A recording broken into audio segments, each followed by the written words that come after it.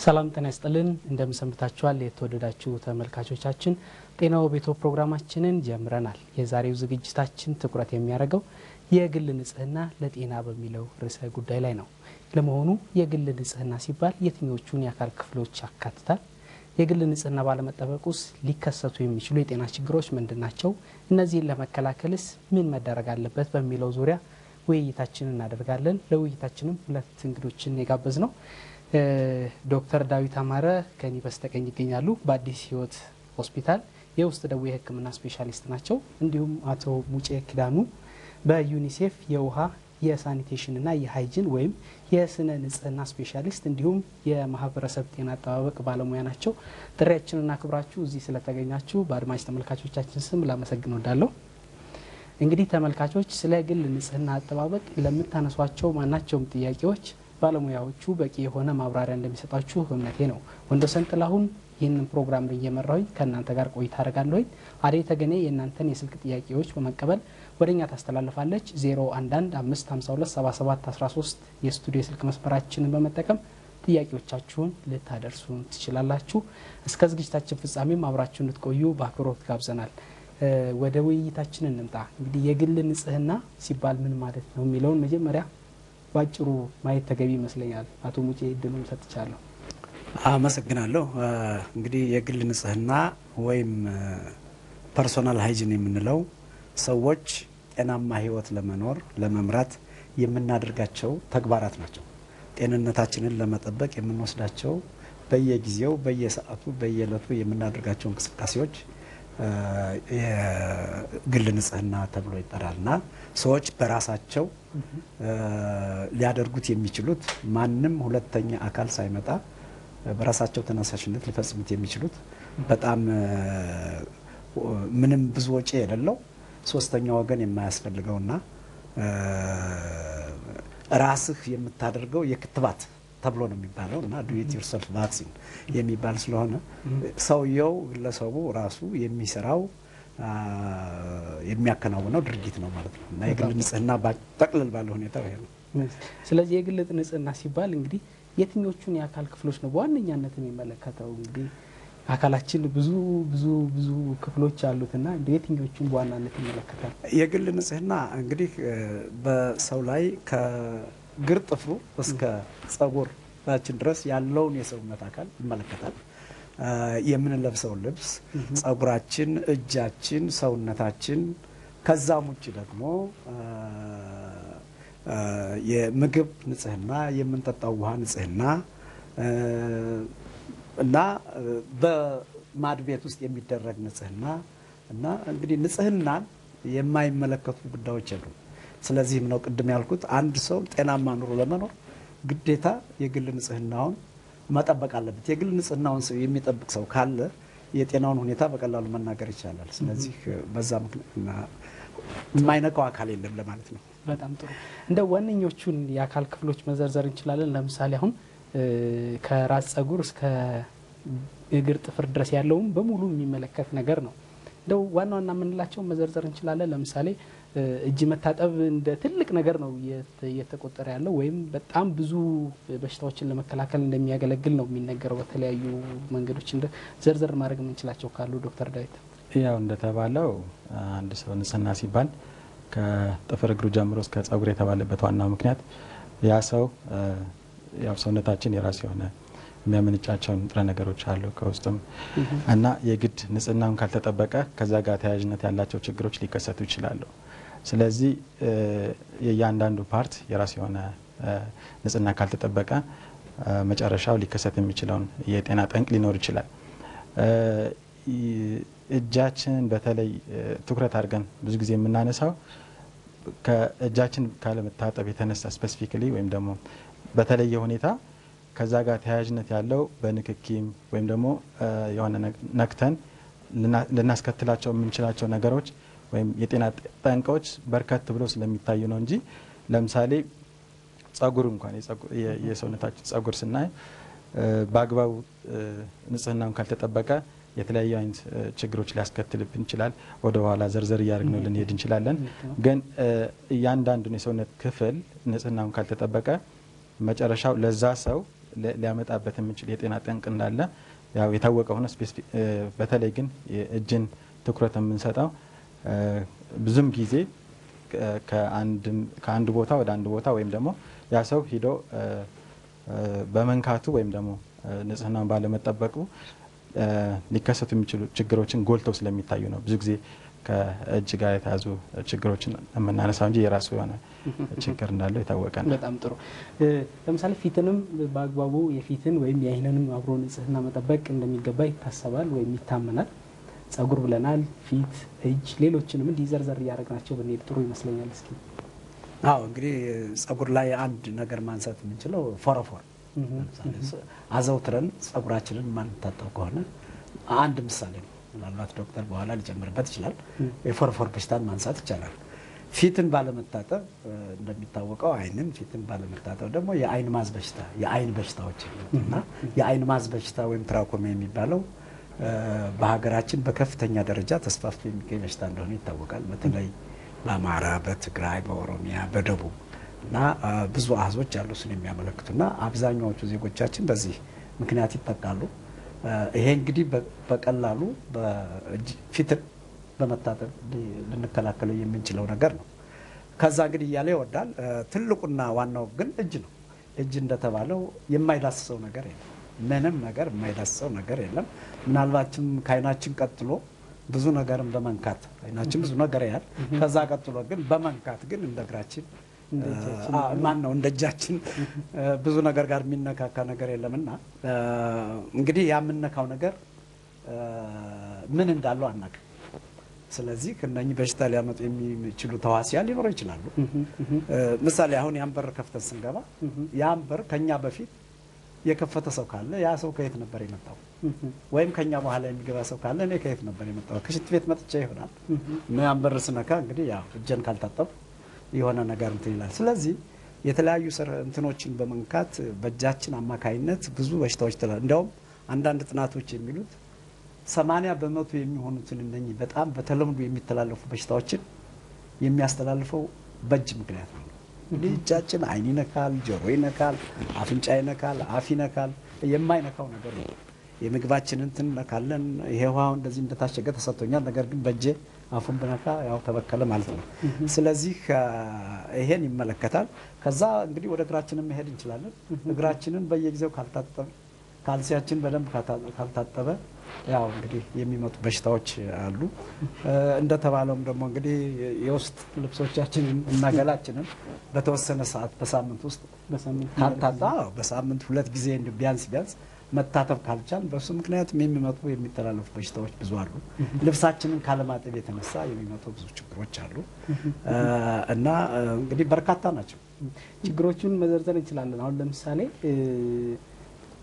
በባዶ እግር በመሄድ ወይ ጫማ ባለማድረግ ወይ በመሳሰሉ ሊመጡ የሚችሉ በርካታ ችግሮች እንዳሉ ይታመናል።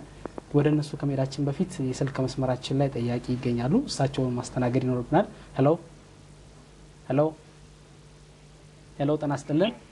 ሄሎ ሄሎ ሄሎ፣ ጤና ይስጥልን። ሄሎ፣ አብሮ ይስጥልን። እስኪ ወደ ጥያቄው ይግቡ። ራሱን አስተዋውቀው። እኔ ራሴ መሐመድ ኢብራሂም እባላለሁ። እሺ፣ ጥያቄው መቀጠል ይችላሉ። ስለ ያው ጤና በተነሳ ነው። እሺ፣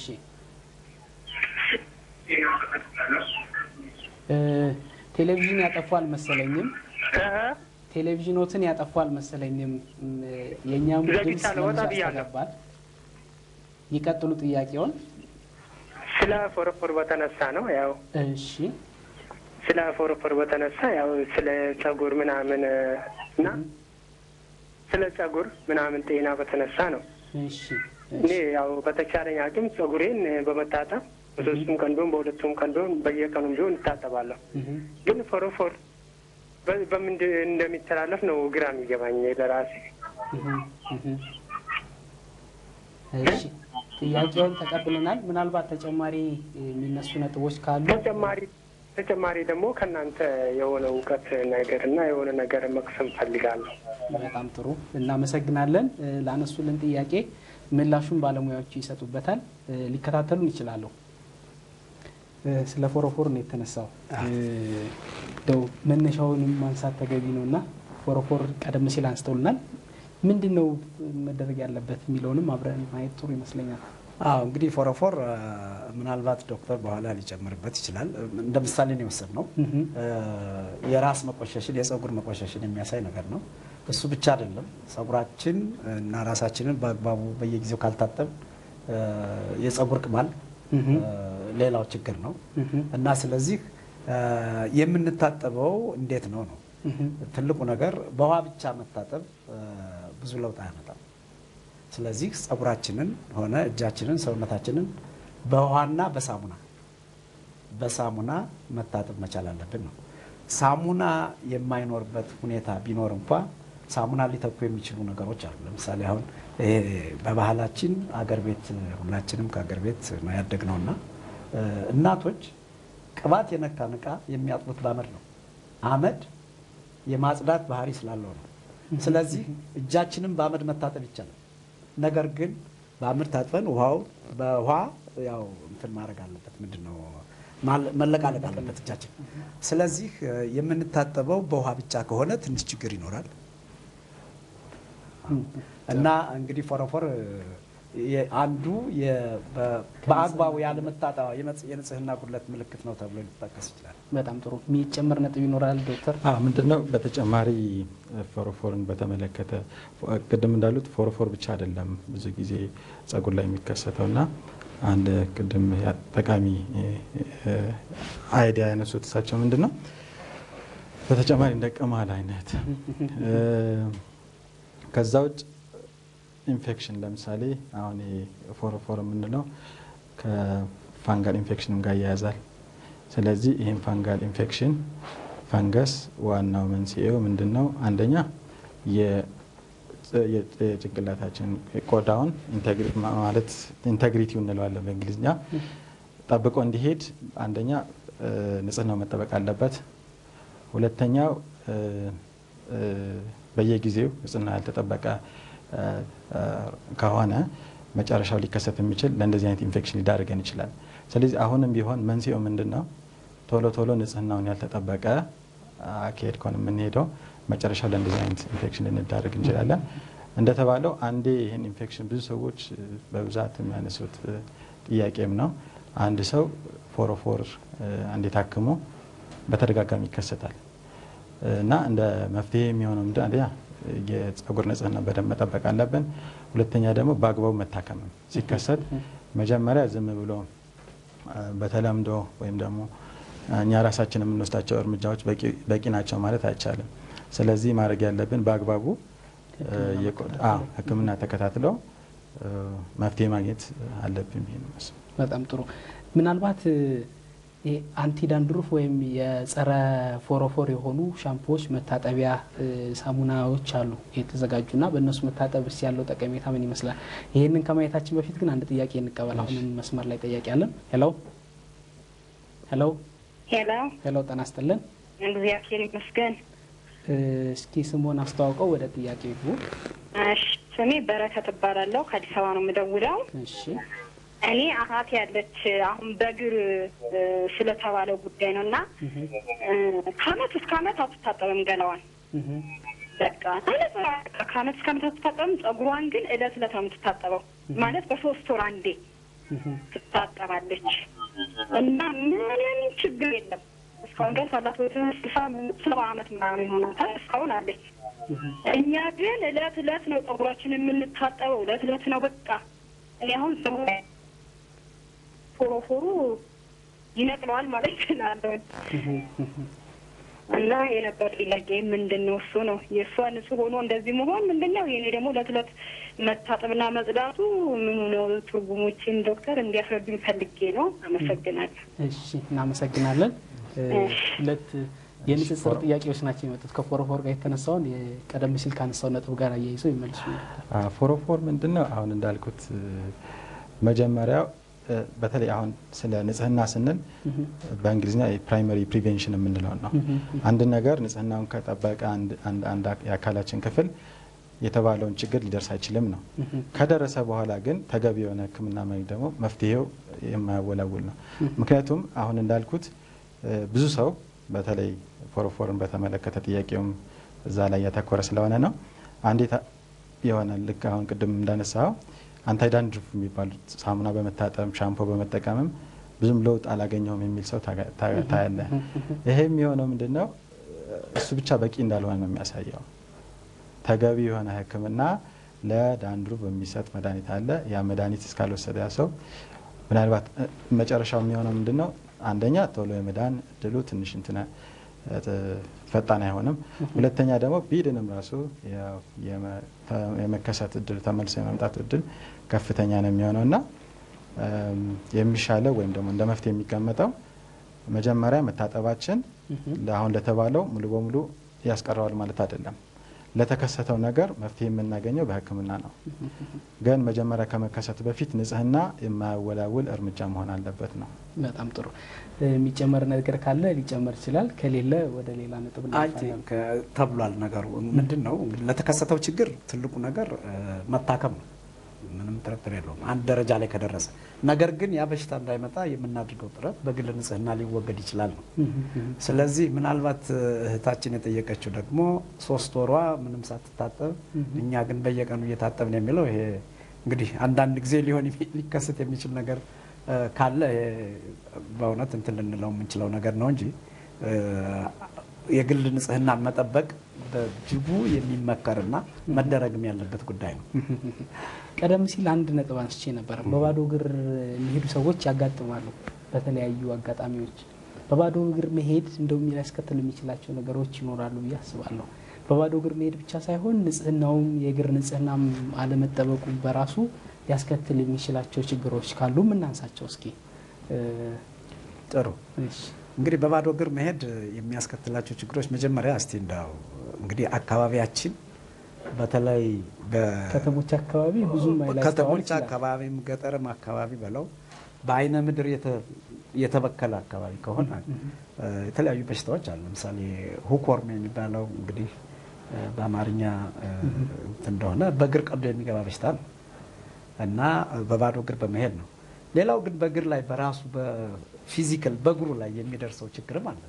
ባለመታጠብ ጭቃ ላዩ ላይ ይከመርና የመሰነጣጠቅ የመቁሰል ባህሪ ያለና ለሌሎች ለተለያዩ ኢንፌክሽኖች አሳልፎ ይሰጣል፣ ይዳርጋል ማለት ነው እና ምንም እንትን የሚል ነገር የለውም እና በባዶ እግር መሄድም ራሱ በጣም አስቸጋሪ ነው። እሾህ ሲወጋ ያን እሾህ ስትነቅል አንዳንድ ጊዜ እግር ይቆስላል እና ያ እንግዲህ ላልተፈለገ ኢንፌክሽን ሊዳርግም የሚችልበት ሁኔታ አለ። እንቅፋት ሲመጣ በባዶ እግር ከሆነ እና የተለያዩ ችግሮች ይደርሳሉ። ስለዚህ እግርን በየጊዜው መታጠብ ከላዩ ላይ ያለውን ቆሻሻ ማስወገድ ማለት ነው። ሌላ ኦልሞስት ጠቅሰውታል እንዳሉት ብዙ ጊዜ በባዶ እግር መሄድ የራስ የሆነ የጤና ጠንቅ አለው። ያ ምንድነው? አንደኛ እንደተባለው ከውጭ ወደ ቤት ይዞ የመግባት እድልም አለ። እግር ለብቻውን ብናይም ራሱ ቆዳችን የራሱ የሆነ መከላከል ይችላል ማንኛውም ነገር ማለት ነው። ስለዚህ ወደ እነኚህ ጀርሞችም የሆኑ ማንኛውም ባክቴሪያም የሆኑ ፈንገስ ያን ካላለፈ በስተቀር የመግባት እድል የለውም። ግን አሁን ለምሳሌ አንድ ሰው በባዶ እግር ሲሄድ የቆዳ መሰንጠቅ ቢያጋጥመው ቁስለት ቢያጋጥመው ያ ባክቴሪያ ወይም ፈንገስ የመግባት እድሉ ቀለለለት ማለት ነው። ስለዚህ በቀላሉ በባክቴሪያ ወይም በኢንፌክሽን በአጠቃላይ የመጠቃት እድል እያሰፋን ነው ማለት ነው። ከዛው እንደተባለውና ትልቁ እንደ ጤና ጠንቅም ተብሎ የሚታሰበው ከውጭ ወደ ቤት ይዞ መግባትም ልክ እንደ በሽታም አስተላላፊ መንገድ እንደማለትም መቁጠር ይቻላል። ስለዚህ ቀደም ሲል ያው የጸጉር ንጽህናን አይተናል። የእጅ ንጽህና ምን መምሰል አለበት፣ እጅ መታጠብ ምን መሆን አለበት፣ እግርንም እያልን እየቀጠልን ነው። ሌሎች ነጥቦች ላይ እንመለሳለን። የስልክ ጥያቄ እንቀበል። ሄሎ። አቤት። ሄሎ፣ ጤና ይስጥልን። እስኪ ጥያቄውን ይቀጥሉ። ሄሎ፣ ትንሽ ድምጽ ራቅ ብሎናል። ኦኬ፣ በፎርፎር ዙሪያ የተነሳው ጥያቄ ነበር። እሺ፣ እሺ፣ ስለ ፎርፎር ይቀጥሉ። የምሰጠው ትሪትመንት ምንድን ነው? ከአንድ ፈንጋሎች መድኃኒቶች የምሰጠው። ሄሎ፣ አይሰማም ትንሽ። ከአንድ ፈንጋሎች ውስጥ ማለት ነው መድኃኒት የምሰጠው መድኃኒቶቹ ምንድን ነው? እሺ፣ እሺ፣ እናመሰግናለን። ጥያቄውን ተቀብለናል። ተጨማሪ ካሉት እንቀበላለን። ባለው ነገር ማብራሪያ ይሰጣል።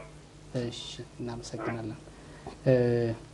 አሁን የፎሮፎር ላይ በጣም ትኩረት እየተሰጠን ያለው የግል ንጽህና አጠባበቅ ነው። ተመልካቾች ትኩረት አድርገን እየተወያየን ያለ ነው። ከነዚህም ውስጥ የጸጉር፣ የእጅ ንጽህና፣ የፊት ንጽህና፣ የእግር ንጽህና በአጠቃላይ የገላ ንጽህና ነው የምናተኩርበት። በእነዚህ የአካል ክፍሎቻችን ላይ ንጽህናው ሲጓደል ምን አይነት የጤና ችግሮች ይከሰታሉ? እነዚህንስ እንዴት እንከላከላለን በሚለው ላይ ነው እንግዲህ ውይይት እያደረግን የምንገኘው። የፎሮፎር ላይ ትኩረት በጣም እየተሰጠ ስለሆነ ይሄን ያነሳሁት። ስለ ፎሮፎር የተነሳውን ጥያቄ ለመጨረሻ ጊዜ እንየውና ወደ ሌሎች ነጥቦች እናልፋለን። ዶክተር እሺ ማለት አሁን እኔ ማለት የምፈልገው በተለይ ፎሮፎርን በተመለከተ መንስኤው ዋናው ችግሩ ከንጽህና ጉድለት ብቻም ሳይሆን ኢንፌክሽንም ነው ብለናል። ስለዚህ ስፔሲፊክ ፈንጋል ኢንፌክሽን ትሪት ለማድረግ የሚሰጡ አንቲፋንጋል የምንላቸው መድኃኒቶች አሉ። ይህን ግን የሚታዘዙት ምንድነው? አንደኛ ትክክለኛ ፎሮፎር መሆኑን መረጋገጥ አለበት በሕክምና። ይህም ስፔሲፊካሊ ወይም ደግሞ በተለየ መርዳት የሚችሉ ሐኪሞች የቆዳ ስፔሻሊስቶችም በበለጠ ይህን እንትን ሊመለከቱ ይችላሉ። ግን አሁን እንዳልኩት ምንድነው ዲግሪው ይለያያል። ለምሳሌ አንዳንዴ ለፋንገሱ የተወሰነ መድኃኒት ብቻም ሰጥቶ ሊያበቃ ይችላል። ወይም አንዳንዱ ደግሞ አሁን በተባለው አንታይዳንድሩቭ የተባሉት ወይ በሻምፑ በሳሙናም የሚሸኝም ሊኖር ይችላል እና ከዛ በፊት ግን ፎሮፎር ሊመስሉ የሚችሉ ሌሎች ተጨማሪ የቆዳ ችግር በተለይ ጸጉራችንን በተመለከተ ሊኖሩ ስለሚችሉ ጤና ባለሙያ አማክረው ቢታከሙና መፍትሄ ቢያገኙ ይሻላል የሚል ነው። ምክንያቱም የግድ ሁሉም ጸጉር ላይ የሚታየው ፎሮፎር ነው ማለትም ተገቢ ስለማይሆን። በጣም ጥሩ ልክ ነው። ስለዚህ ወደ ጤና ባለሙያ በተለይም የቆዳና የአባላዘር በሽታ ስፔሻሊስቶች ጋር ቢያማክሩ እንዲህ አይነት ጥሩ መፍትሄ የሚያገኝ ይመስለናል። ወደ አነሳሁት ነጥብ ነው አሁንም የምመለሰው። የእጅ ንጽህና ባለመጠበቅ ሊከሰቱ ይችላሉ ተብሎ የሚታሰቡ የጤና ችግሮችን አሁን መዘርዘር እንችላለን። ቀደም ሲል ያነሱልን አንዳንድ ነጥቦች አሉ። እጅ በጣም ብዙ ነገሮች ነው የሚነካካው የተባለው አይደለ? በጣም ብዙ ቦታዎች ላይ የሚሄድ የሚነካካ ስለሆነ የእጅን ንጽህና ባለመጠበቅ ወይም እጅን በተገቢው ሁኔታ አለመታጠብ፣ በዋና በሳሙና ነው መታጠብ አስፈላጊ ነው የተባለውና ምን አይነት ችግሮችን ያስከትላል? የጤና ችግሮችን ማየት የምንችላቸው ካሉ እነሱን እስኪ። በተለይ እጅን ባለመታጠብ ሊከሰቱ የሚችሉ ችግሮች ብለን ስናስብ በሁለት ለይተን ማንጨት ጠቅለል ባለ መልኩ። ምክንያቱም ለምንድን ያስፈለገው ነው መጀመሪያ። ምክንያቱም የተለየውን እጅን ለምን ትኩረት ሰጠን? ምክንያቱም ከዚህ በፊት የነበሩት የማስተላለፊያ መንገዶች እንዳለ ሆኖ እጅን ግን በጣም ትኩረት የተሰጠበት ዋና ምክንያት አንደኛ ብዙም ወጪ ሳናወጣ ኢንፌክሽን መከላከል እንችላለን። ሁለተኛ ደግሞ ከዛ ጋር ተያያዥነት ያላቸው ነገሮች ቶሎ ወደ አሁን ቀደም አንስተናል ወደ ሕክምናም ሄዶ አንዳንድ ሰው ማይሻለውም አለ። እዛ ደረጃ ከመድረሱ በፊት ግን ኢንፌክሽን ከመከሰቱ በፊት በቀላሉ ተህዋሲያኑ ወይም ደግሞ ችግር ሊያስከትል የሚችለውን ፓራሳይትም ይሆን ባክቴሪያ በቀላሉ እዛው ያለ ነገሩን ሊቋጭ ይችላልና እጅ በመታጠብ በተለይ አሁን ፊገሮችን ስናይ ወደ በዓለም ደረጃ በየአመቱ ወደ 1.8 ሚሊዮን የሚሆን ህዝብ በተቅማጥና የመሳሰሉ ነገሮችን ህይወቱ ያልፋል። ከዛ ውስጥ 1.5 ሚሊዮን ህጻናቶች ናቸው በብዛት የሚታየው ከአንደር 5 ወይም ከ5 ዓመት በታች እድሜያቸው ክልል ውስጥ ያሉ ህጻናቶች ነው። እና ይሄ ተቅማጥ በተለይ እጅን በመታጠብ ብቻ እስከ 35% መቀነስ ይቻላል። ሞትን በሀፍ መቀነስ ይቻላል። ስለዚህ ለምንድነው እጅን ብቻ ትኩረት ሰጥተን እየተወያየን ያለነው? ምክንያቱም ይሄን በትክክል በአግባቡ ከፈጸምን የተባለውን ችግር አትሊስት በእኛ በተለይ እንደኛ ያሉ አዳጊ ሀገሮች ጎልቶ የሚታየው ችግር ኢንፌክሽን ነው። በተለይ ከዚህ አሁን ከተቅማጥና የመሳሰሉ ችግሮችን በተያያዘ ማለት ነው። ስለዚህ እነኚህ ነገሮችን መቅረፍ ይቻላል ነው። ስለዚህ የእጅ አለመታጠብ ተቅማጥ ብቻም አይደለም። ለምሳሌ በእንግሊዝኛ አኪት ሪስፓራቶሪ ኢንፌክሽንስ የምንላቸው የመተንፈሻ ጎልቶ የሚታዩት አሁንም ህጻናቶች ላይ ቢሆንም ጠቅለል ባለ መልኩ ይህን በማድረጋችን መቀነስ ይቻላል። ቅድም አንስተውታል። ለምሳሌ አይንን ስፔሲፊካሊ ወይም ደግሞ በተለየ ሊያጠቁ የሚችሉ ትራኮማን ወይም ደግሞ የአይን ኢንፌክሽንን እጅ በመታጠብ እነኚህ ነገሮችን መቀነስ ይቻላልና እጅን የነካውን ነገር በአግባቡ ካላስወገድን ሊከሰቱ የሚችሉት እነኚህ እንደ ምሳሌ ጠቀስን እንጂ በጣም ብዙ ናቸው። ምናልባት የሚጨመሩ ያልተነሱ ነጥቦች ካሉ? እንግዲህ በእጅ ምክንያት እጅን ባለመታጠብ ምክንያት ሊመጡ የሚችሉ በሽታዎች በርካታ ናቸው እንደተባለው እና ቅድምም ብያለሁኝ። አንዳንድ ጥናቶች የሚያሳዩት እንዲሁም ኮመን የሆኑ እነኚህ ኢንፌክሽየስ ዲዚዝ ከሚባሉት ውስጥ 80% በእጅ አማካይነት ይተላለፋሉ። ቅድም እንዳልነው እጃችን የማይነካው የማይዳሰው የማይዳብሰው ነገር የለምና ስለዚህ እሱ ነው እና ግን እንደው ለመጥቀስ ያህል የተቅማጥ በሽታ ተብሏል። እጅን በመታጠብ ቅድም ዶክተር ብሎታል። እንደውም አንድ በቅርቡ የተደረገ ጥናት የሚያሳየው 50% የሚሆነውን የተቅማጥ ችግር ሊያስቀር ይችላል የሚል አለ። እንደተባለውም የዚህ መተንፈሻ አካል ችግርንም እስከ 25% የሚሆን ሊያስቀር ይችላል የሚል አለ። ቅድምም ብለናል የቆዳ በሽታ፣ የአይን ማዝ በሽታ እና የተለያዩ የሆድ ትላትሎች ሌሎችም በብዛት ስላሉ እነሱን እንግዲህ ሁሉ እጅን ካለመታጠብ የሚመጡ ናቸው። በጣም ጥሩ። እጅን መታጠብ ግን አሁንም ከሳሙና ጋር መሆን መቻል አለበት።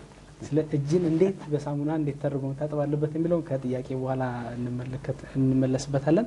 ሄሎ ሄሎ ሄሎ ሄሎ፣ ጤና ይስጥልን። አውሪ ይስጥልን። እስኪ ጥያቄውን ይቀጥሉ። ጥያቄ በጥርስ ንጽህና ጉለት የተነሳ ምላስ ሊሰነጣጠቅ ይችላል የሚለው ነው። የአፍ ንጽህናን በተመለከተ የምላስ መሰነጣጠቅ ሊከሰት ይችላል ነው። እሺ አሁን እኔ ስንጥቅጥቅ ብሎብኝ ወደ ሕክምና ስሄድ ይሄን በሲዋክ እያደረግ ይለቃም ብሎ ነበር። ግን አሁን ወደ 1 ወር ሆኖታ ምንም መልቀቅ አልቻለም እና ይሄን መፍትሄን ለማግኘት ፈልጌ ነው። እሺ እናመሰግናለን። ጥያቄው ስለተነሳ ምላሽ ይሰጥበታል ዶክተር። እሺ ያው ቅድም እንዳልነው አፍም ያው ካሉት የሰውነታችን ክፍሎች አንዱና ዋነኛው ትኩረት መሰጠት ያለበት ነው። የአፋችን ንጽህና በአግባቡ ካልተጠበቀ ላልተፈለገ በሽታ ልንጋለጥ እንችላለን። ከዛ ምንድነው አፋችን ውስጥ የተለያዩ አይነት ባክቴሪያም ፈንገስም አሉ።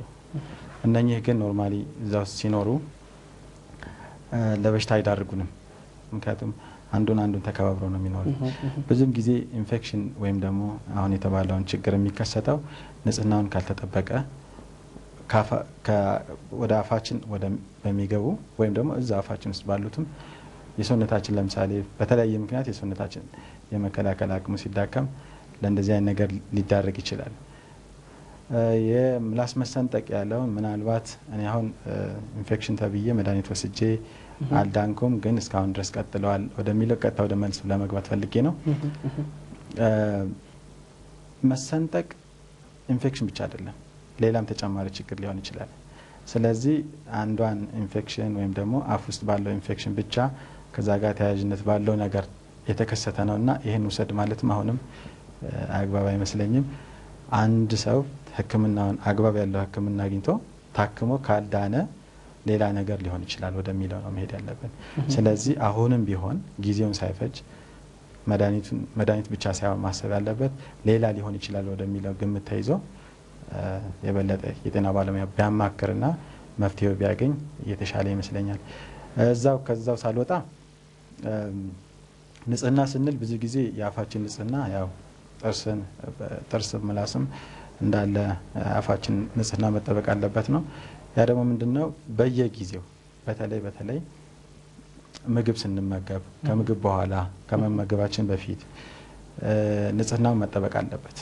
ብዙም ጊዜ ይሄ የሚያስባለው ምንድነው እነኚህ አፋችን ውስጥ ያሉት ኦርጋኒዝሞች ወይም ደግሞ ባክቴሪያ የሚሆን ፈንገስ ይሄን እድል ወይም ደግሞ የምግብ ትርፍራፊ ተጠቅመው ላልተፈለገ ነገር ሊዳርጉን ይችላል። አንዳንዴ አሁን ለምሳሌ ከመጥፎ ጠረን ጋር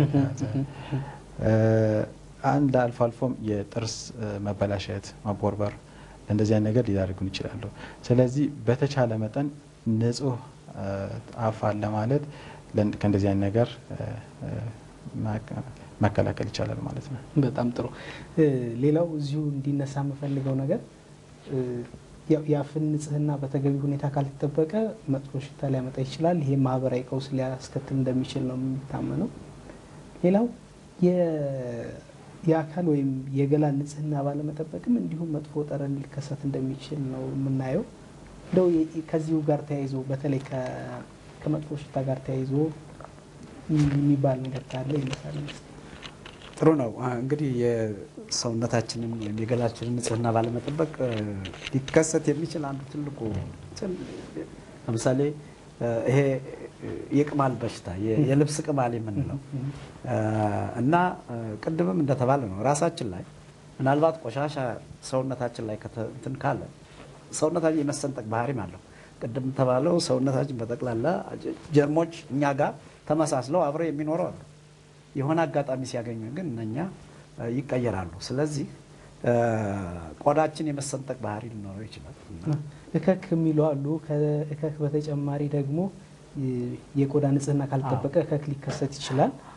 ሌላኛው ከእከኩ በተጨማሪ የግርሻ ተስቦ ነው የሚባለው ሪላፕስድ ፊቨር የሚባለው እሱም የመከሰት እድል አለው ይባላል። እነዚህ ነጥቦች እንመለስባቸው። አንድ ጥያቄ አለን። ሄሎ ሄሎ ሄሎ ሄሎ ጤና ይስጥልን። ጤና ይስጥልን። ማን እንበል? ከየት ነው? አለሙ ለከነ የምባል ከጎጃም ነው። እሺ ጥያቄው መቀጠል ይችላሉ። ጥያቄ አሁን ያው ዶክተር ሲናገሩ እንደሰማሁት ከሆነ ስለ እግር ንጽህና ምናምን ያሉት ጉዳይ አለ። እኔ አሁን ንጽህናን ጠብቄ ነው የምኖረው፣ ግን እግሬ ላይ ሙቀት በጣም ይሞቃል እግሬ ቁማያ ላይ እና በጣም ደግሞ ያመኛል። በቃ የሆነ እንደ ቁስለት ነገር የሆነ የሚወጋኝ ነገር አለ፣ ይወጋኛል። ያንን በቃ ከምን የመጣ ነው ለማለት ፈልጌ ነው ዶክተርን። ይሄ ሙቀት በጣም ሙቀት አለው። ከዛ ከሙቀቱ በተረፈ በቃ ጫማ ራሱ አያስለብሰኝም ማለት እችላለሁ። ያው በግዴታ እያነከሱ ምን እያልሆነ መጓዘው። እሺ ምናልባት ተጨማሪ ጥያቄዎች ካሉ እዚህ የተገኙት ባለሙያዎች ይጠይቃሉ። ከሌለ እንሰናበትና ምላሹን በቴሌቪዥን ይከታተሉናል። እሺ እናመሰግናለን። ጥያቄውን ስላነሱልን ምላሽ ይሰጥበታል። የእግር ንጽህናን በተመለከተ የተነሳው የቆዳውን በኋላ እንመለስበታለን። አረሳውት ማለት ነው። እሺ የእግር ንጽህና ስንል እንግዲህ ቅድም የተነሳው ያው በብዛት የሚታይ ችግር ነው። ቆዳችን በተለይ የተለያየ የሰውነት ክፍል የተለያየ የሙቀት መጠን ያስፈልገዋል ኖርማሊ ማለት ነው። እና በተለይ እግር አካባቢ ስናይ ቆዳችን የራሱ የሆኑ ቀዳዳዎች አሉት። እነኚህ ቀዳዳዎች ከሰውነታችን ዌስት ፕሮዳክትስ የምንላቸው ወይም ደግሞ በላብ መልክ የሚወገዱ ነገሮች አሉ እና የቆዳን ቀዳዳነት ከተደፈነ ለብዙ ነገር ሊያጋልጠን ይችላል ማለት ነው። ከዛም አልፎ ተርፎ ምንድን ነው የእግራችን ቆዳ እርጥብነቱን ከሚፈለገው በላይ መሆን የለበትም። ከሚፈለገው ስንል ለምሳሌ አንዳንድ ጊዜ የጥፍሮቻችን መሀል አይተን ከሆነ በጣም በቀላሉ ለኢንፌክሽን የተጋለጡ ናቸው። ይሄም ብዙ ጊዜ በተለምዶ የምናየው ይሄ የእግር ኢንፌክሽን ፋንጋል ኢንፌክሽን የምንለው ነው እና ይሄን ችግር ምንድን ነው ኖርማሊ እነኚህ ፈንገሶች በቀላሉ የቆዳን ቆዳ በመሰንጠቅ ወይም ደግሞ የቆዳን ኢንቴግሪቲ በመቀነስ መጨረሻው ለእንደዚህ አይነት ኢንፌክሽን ሊያጋልጡን ይችላሉ ነው እና ፈንገስ ብቻም አይደሉ የተለያዩ ባክቴሪያዎችም ሊከሰቱ ይችላሉ ነው። መጀመሪያው አሁን ቅድም እንዳልኩት እግር በመታጠባችን የምናገኘው ጥቅም ምንድን ነው? ቅድም ያልኩት የቆዳን ቀዳዳዎች ቆዳ ውስጥ ያሉት ቆዳዳዎችን እነሱን ንጽህናቸው ተጠብቀው የሚፈለገውን ነገር መውጣት ይችላል ነው። ካልሆነ ከዛ ውጭ ባለው መንገድ ደግሞ ምንድነው በቀላሉ አሁን ለተባለው እንደነ ፋንጋል ኢንፌክሽን የመጋለጥ እድሉን ይቀንሳል ነው። ለዚህም ነው አሁን ብዙ ጊዜ እንደዚህ አይነት ኢንፌክሽን በሚከሰትበት ጊዜ ተከትሎ የሚመጡት ችግሮች ይኖራሉ። ለምሳሌ መጥፎ ጠረን፣ ህመም ይኖራል እና ቁስለቱም እየተባባሰ እስከ ማነከስ ደረጃ ሊደርስ ይችላል ያ ሰው ማለት ነው። ስለዚህ በተቻለ መጠን ይህን ነገር ከመከሰቱ በፊት አንደኛ የተባለውን ንጽህናን በአግባቡ መጠበቅ፣ ከዛ ውጭ ለሚከሰተው ነገር ግን ቆዳ ላይ ስለሆነ ብቻ ኢንፌክሽን ይሄ ነው ኢንፌክሽኑ ብሎ ለይቶ እስካልታወቀ ድረስ ይሄ ፈንገስ ነው፣ ይሄ ባክቴሪያ ነው፣ ይሄ ውሰድበት ማለትም ተገቢ አይሆንምና መጀመሪያው ግን አሁን እያልን ያለነው ንጽህናውን የተጠበቀ እግር ከሆነ ከእንደዚህ አይነት ነገር የጸዳ ይሆናል። ከተከሰተ ግን አሁንም ቢሆን የጤና ባለሙያ ማክሮ ተገቢው ምላሽ ቢያገኝ ይሻላል። በጣም ጥሩ። ቀደም ሲል ስለ ገላ ንጽህና ስለ ቆዳ ያነሷቸው ነገሮች ነበሩ። እነሱ ላይ ማየት የምንችላቸው ነገሮች ካሉ ማየት እንችላለን። አንደኛው ከክ ነበር ያ ብለን የነበረው አይደለ? ሊከሰት ይችላል ብለን ያለው ሌሎች ምን ሊሆን እንደሚችሉ ለተመልካቾች መግለጹ ተገቢ ይመስለኛል።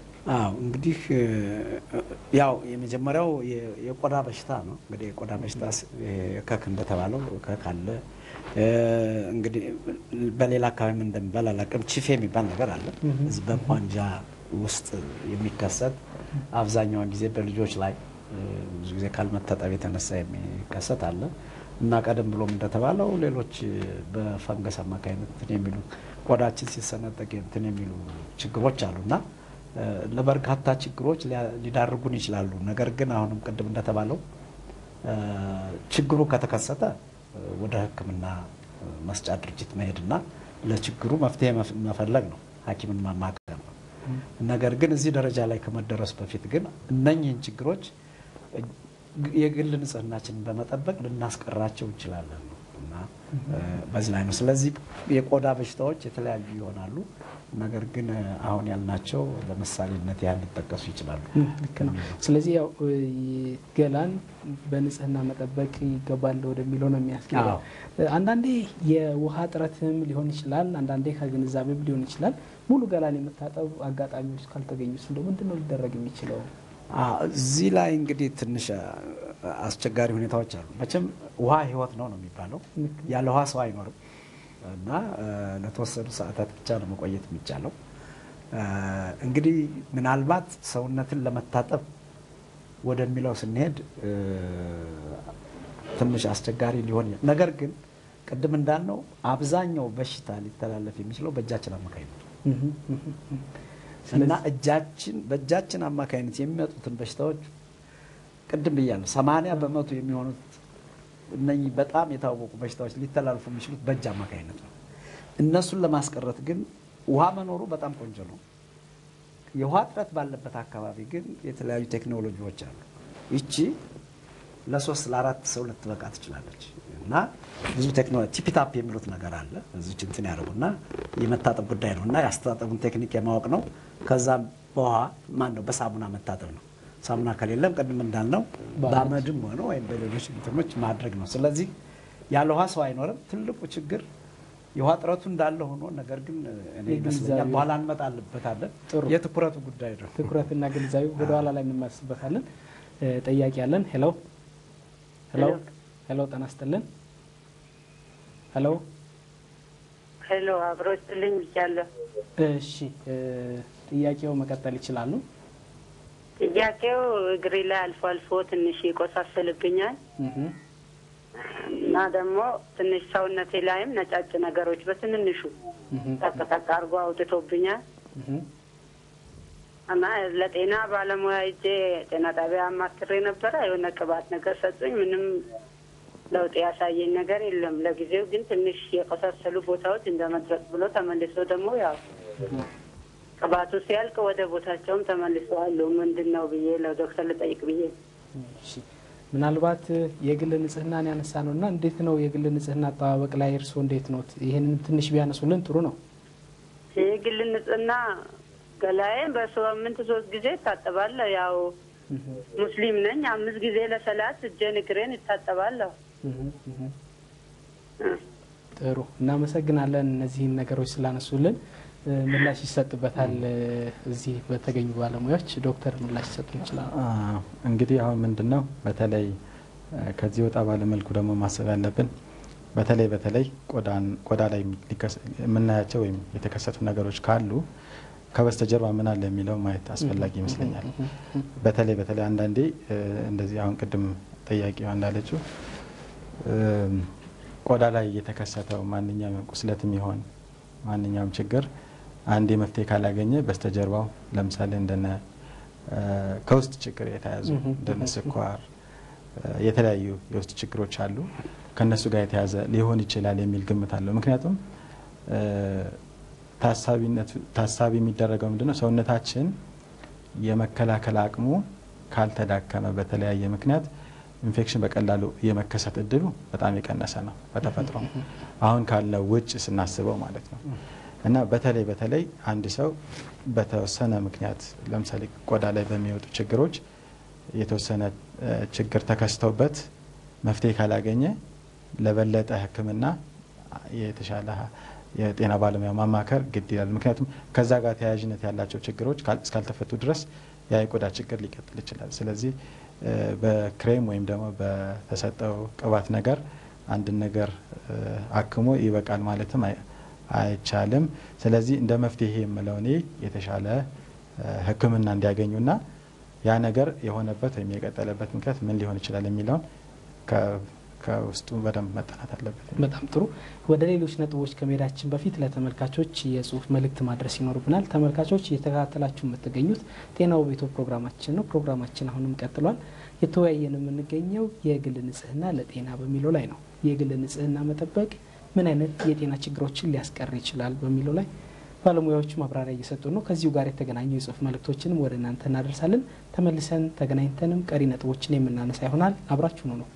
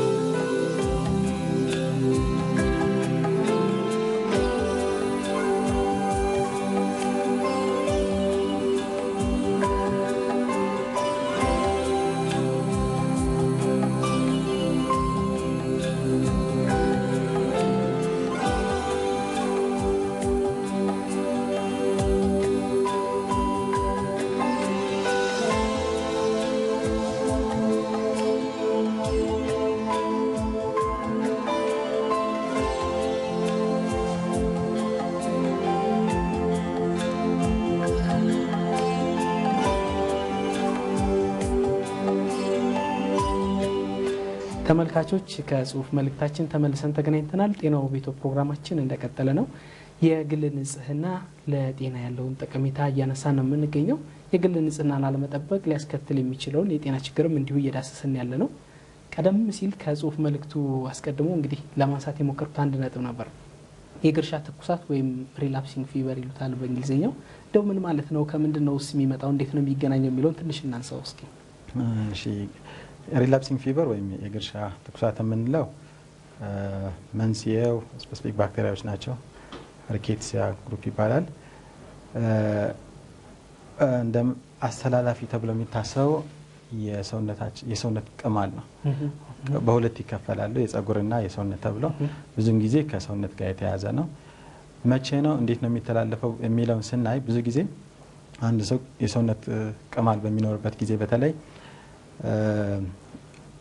መጀመሪያ ቅማሉ ደም ለመምጠጥ የሰውነት ሌላ ሰው በዛ ታማሚ የሆነ ሰው በሚያገኝበት ጊዜ ከዛ ወስዶ ወደ ሌላ የመተላለፍ እድሉ ካጋጠመ ወይም ካለ በተለይ ብዙ ጊዜ እንደዚህ አይነት ችግር የሚታየው በብዛት ተፋፍጎ የሚኖሩ ሰዎች እንደነ ካምፕ ሪፊውጅ ካምፕ ወይም እንደነ ማረሚያ ቤቶች አንዳንድ ጊዜ እንደዚህ አይነት ነገር በብዛት ይታያል።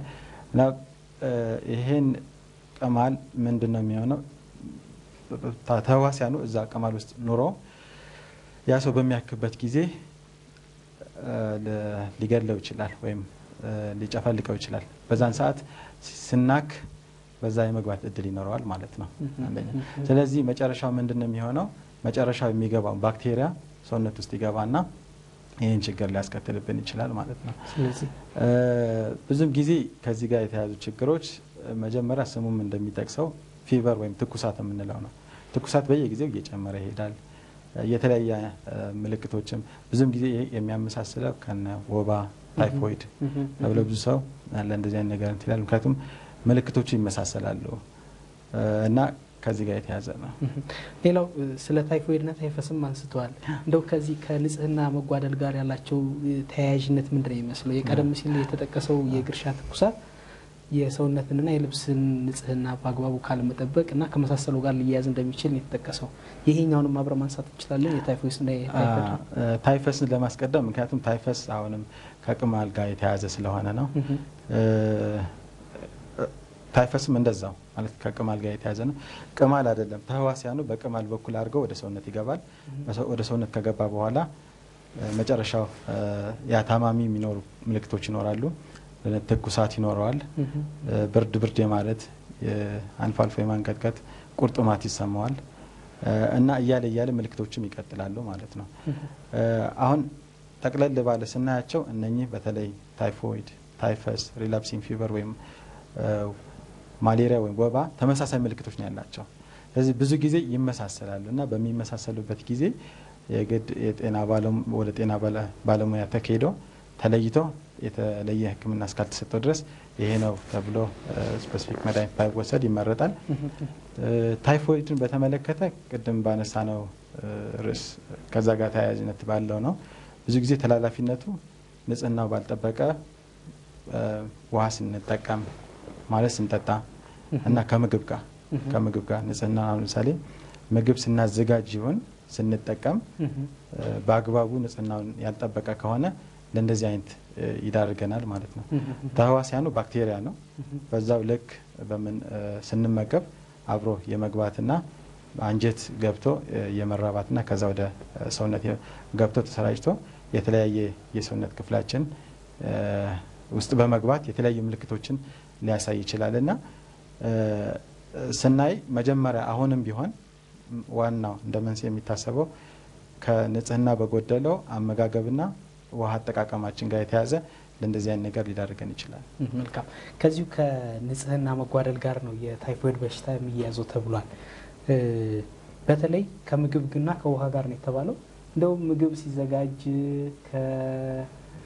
ንጽህናው ምን መምሰል አለበት? የውሃውስ ነገር እንደው ይሄንንም አብሮ ማንሳት ተገቢ ይመስለኛል። በተለይ የእጅ መታጠብ ዋነኛው ነገር ነው ሲባል ስለሰማሁኝ ቅድም መቼ መታጠብ ውስጥ ተገቢ ነው የሚለውን አብረን እናንሳው። ጥሩ ነው። እንግዲህ ምናልባት ትንሽ ከዚህ ከተስቦና ከግርሻ ትኩሳት ጋር በተያያዘ ተስቦ ይሄ በከፍተኛ ደረጃ እየተሳሳበ ሰውን በበሽታ ላይ የሚጥል ማለት ነው እና የተስቦ በሽታ በቅማል እንደተባለውም በቅማል አማካኝነት የሚመጣ ነው። ቅማል ያን በሽታ አምጪ ተህዋሲያን የሚያሳድግ የሚያኖር እንትን ማለት ነው። መጠራቀሚያው ነው፣ መራቢያው ነው። ስለዚህ ቅማሉ ስናክ እንገለዋለን ወይም ቅማሉ ምግብ ለመመገብ ሲል ሰውነታችንን ቆዳችንን ይበሳል እና ምራቁን ተፍቶ ነው ቆዳችን የሚበሳው። ስለዚህ ያኔ ከውስጡ የሚያሳድገውን የሚያኖረውን ተህዋስ በሽታ አምጪ ተህዋስ ወደ ደማችን እንትን ይለዋል ማለት። ስለዚህ ብዙ ሰዎች ቅድም እንደተባለው ሰዎች አንድ ላይ በሚኖሩበት አካባቢ ከኔ ወደ አንተ ከዛ ወደዛ እያለ ቅማሉ በቀላሉ የሚራባበት የሚሰራጭበት ሁኔታ ስላለ ነው። የግርሻ ተስቦም እንግዲህ እንደሚታወቀው አብዛኛውን ጊዜ ቁንጫ በቁንጫ አማካኝነት ቁንጫ የሚራባው ምናልባት ቤታችን ንጽህና ካለመጠበቅ በአይጦች አይጥ ቁንጫ በከፍተኛ ደረጃ የሚራባባት አንዷ ቬክተር ነች እንትን ነች። ስለዚህ ከአይጥ ወደ ሰው አይጥ እንግዲህ የበሽታ አስተላለፍ እህል ከመብላቷ በተጨማሪ ያን ቁንጫ ሃርበር በማድረግ በሽታ እንዲተላለፍ የሚደረግበት ሁኔታ አለና እሱ አንዱ እንትን ነው። እጃችንን በምን ወቅቶች መታጠብ አለብን የሚለው በጣም አስፈላጊ ነገር ነው። ጠቅለል ላርግና እጃችንን መታጠብ ያለብን በርካታ ሁኔታዎች አሉ። እነሱ ባንሳና በጣም ክሪቲካል የሆኑትን እንትን እና ከተፈቀደልኝ ላንባቸው እዚህ ላይ ምክንያቱም በአማርኛ ነው ማድረገው። ስለዚህ መጀመሪያ ምግብ ከማብሰላችን በፊት ምግብ ከመገባችን በፊት እና ከዛ እንግዲህ ብዙ ጊዜ በእኛ በባህላችን ምግብ ከመብላታችን በፊት የጣት ውሃ ተብሎ ነው ጣት የሚታጠበው። ከበላም በኋላ ግን እንታጠበዋለን። ለምንድን ነው? የእኛ ምግብ በተፈጥሮ ቅመም ይበዛዋል፣ ቅባት አለው። ስለዚህ እጃችን ላይ የሸተትን እንዳንውል የሚል እንድምታም ሊያስከትል ይችላልና ከመብላታችን በፊት ከምናደርገው መታጠብ ይልቅ ከበላም በኋላ የሚደረገው ነው የሚበልጠውና ያ እንግዲህ እንትን እንዲል ነው። ሌላው እንግዲህ የታመመ ሰው ከደባበስ ካስታመም በኋላ እንግዲህ ከሱ ወደ ሌላ እንትን እንዳይል ነው። ቁስል ለምሳሌ የቆዳ ቁስል ላይ ወይም እሱን ከነካም በኋላ እጃችን ካልታጠብና ሌላ ቦታ እንትን ካል ነው እሱም እንዲሁ በቀላሉ እንትን ሊያደርግ ይችላል። ሽንት ቤት ከተጠቀምን በኋላ ሽንት ቤቱን እና ህፃናትን ካጸዳዳን በኋላ ንፍጣችንን ለምሳሌ ያስነጥሰናል። ብዙ ጊዜ ይሄ እኛ እንትን ይመስለናል። ብዙ ጊዜ ጉንፋንና ሌሎች በሽታዎች የሚተላለፉት ቅድም ያልነው የመተንፈሻ በእጅ ንክኪ ነው። ስለዚህ እሱ በምናደርግበት ሰዓት በማረም ወይም በሶፍት ፔፐር እንትን ማለት መቻል አለብን እና እንስሳትንም ለምሳሌ ብዙ ጊዜ ድመቶች፣ ውሻዎች ሊኖሩ ይችላሉ፣ ፍየል፣ በግ ወይም እነሱን ከነካካም በኋላ እሱን መታጠብ ያስፈልጋል ማለት ነው።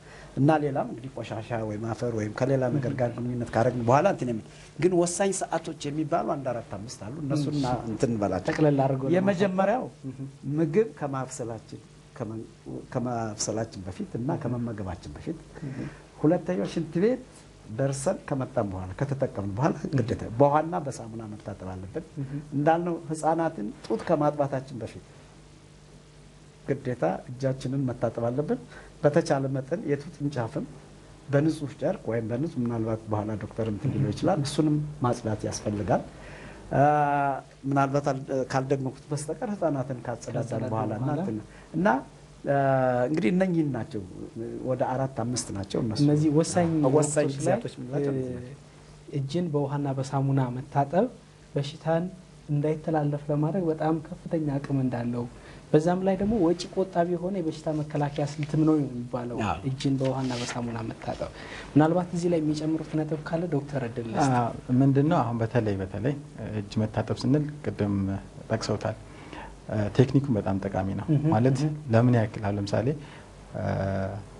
ሪከመንድ የሚደረገው ለ20 ሰከንድ በደንብ አድርገን መታጠብ መቻል አለብን።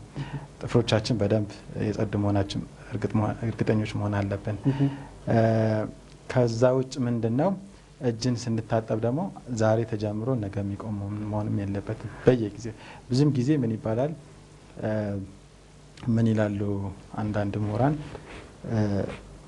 በእጅ ባለመታጠብ የሚከሰቱ ችግሮች እና ለእጅ መታጠብ የሚወጣው ወጪ አስልተውት ነበር በሆነ ጊዜ እና አንደኛ አይገናኝም፣ ሁለተኛ ደግሞ ምንድነው ጋፕስ ብሎ ለመለየት ሞክረው ነበርና ትልቁ ነገር ሞቲቬሽን ወይ ተነሳሽነት ነው። ስለዚህ ትልቁ ነገር አሁንም ቢሆን ተነሳሽነት ከሌለ ሰው እርግጠኛ ነኝ ብዙ ሰው እንዴት መታጠብ እንዳለበት ያውቃል፣ ግን ብዙም ጊዜ እንደ ሀቢት አልያዝ ነው ወይ እንደ ልምድ አልያዝ ነው። ስለዚህ መሆን ያለበት በየጊዜው በተባለው ጥቅም ስላለው ነው። አሁን በተባሉት ጊዜያቶች መታጠብ አሁን ለተባለውን ችግር ሙሉ በሙሉ መፍትሄ ሊሆን ይችላል ተብሎም የተረጋገጠ ስለሆነ ነው። በጣም ጥሩ ትክክል ነው። የዚህ የእውቀቱና የተግባሩ አለመገናኘት በጥናቶችም የተጠቀሰ ይመስለኛል። በተለይ ተማሪዎች ላይ በተደረገ አንድ ጥናት ተማሪዎቹ ስለ እጅ መታጠብ እውቀት እንዳላቸው ነው የሚገለጸው። በተለይ 52 በመቶ የሚሆኑ ተማሪዎች እጅ መታጠብ አስፈላጊ መሆኑን ጠቀሜታ እንዳለው ያውቃሉ። ነገር ግን ከነዚህ ውስጥ ከምግብ በፊት እጅን መታጠብ አስፈላጊ መሆኑን የሚያውቁት ሁሉም ናቸው ማለት ይቻላል። ሁሉም ተማሪዎች ጥናት የተደረገባቸው ተማሪዎች ሁሉም ማለት ይቻላል ከምግብ በፊት እጅን በውሃና በሳሙና መታጠብ ተገቢ መሆኑን ያምናሉ ያውቃሉ። ከነዚህ ውስጥ ደግሞ 36 በመቶ የሚሆኑት ብቻ ነው በውሃና በሳሙና እጃቸውን የሚታጠቡት የሚል አንድ ጥናት አይቻለኝ። ሌላኛው ከመጸዳጃ ቤት መልስ 76 በመቶ የሚሆኑ ተማሪዎች እጃቸውን መታጠብ እንዳለባቸው ያውቃሉ ያምናሉ። ግን በተግባር የሚተረጉሙት 14 በመቶ የሚሆኑ ተማሪዎች ናቸው። ይሄ ጥናት እንደመነሻ እንያዘውና እንደው ምን ይመስሎታል ይሄ ነገር በትክክል ወደ ተግባር የማይቀየረው? ስለመታጠብ ሰው ያውቃል እናውቃለን እጅ መታጠብ ይላል፣ ግን በተግባር ሲተረጉሞ ብዙ አይታይም። በተጠቀሱት ቁጥሮች ምን ይመስላል? አዎ እንግዲህ ትልቁ ችግር ያለው እዚህ ላይ ነው። እንደተባለው አብዛኛው ሰው ያውቅም ማለት አይደለም። ምሁራን እንደሚሉት የዚህ የባህሪ ለውጥ ለማምጣት ወይም የቢሄቪራል ቼንጅ ፊሎሶፊ አለው፣ ሳይኮሎጂ አለው እና 3 ነገሮች ያስፈልጋሉ ባህሪን ለመለወጥ።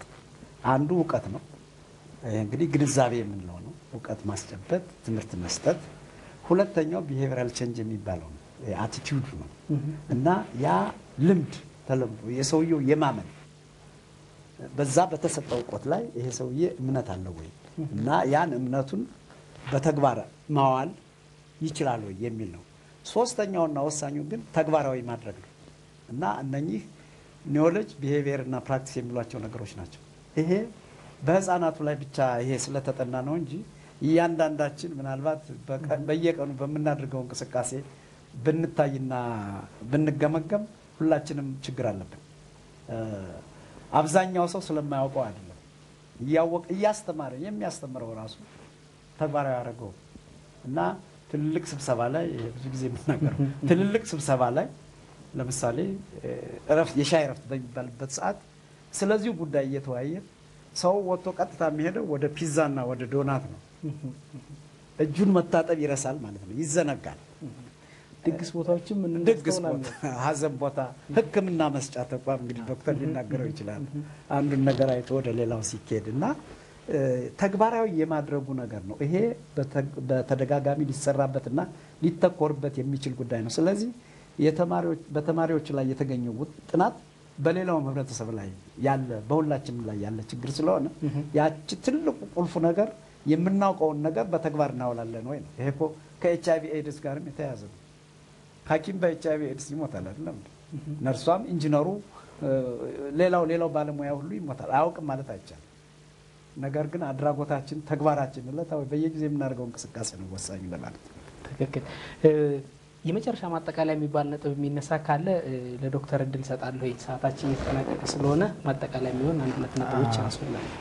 መጨረሻ ማለት የምፈልገው ምንድነው፣ በተለይ ንጽህናን በተመለከተ ትኩረት መሰጠት ያለበት ለትሪ ፒላርስ ተብሎ ደብሊውኤችኦም ሌሎች የጤና ተቋማትም እንዳሳዩት በተለይ እንደኛ ላሉ ሀገሮች አዳጊ ሀገሮች እንደ መፍትሄም ተብሎ ማለት እንደ ይሄ ቢያውቁ ጥሩ ነው ወይም ይሄ ቢደረግላቸው ጥሩ ነው ሳይሆን እንደ መፍትሄም ላለን ችግር እንደ መፍትሄ ተብሎ የታሰበ። ምክንያቱም አብዛኛው ችግር ወይም ደግሞ ኢንፌክሽን ከንጽህና ጉድለት ጋር የተያያዘ ስለሆነ ነው እና አንደኛው የእጅ መታጠብ ከእጅ መታጠብ፣ ሁለተኛው ቆሻሻ በአግባቡ ማስወገድ፣ በተለይ ስንጸዳዳ ምን ስንለም አካባቢውም አለመበከል፣ ሶስተኛው ደግሞ ውሃ የምንጠቀምበትም ይሆን የምናስቀምጠው ውሃ በአግባቡ መቀመጥ መቻል አለበት።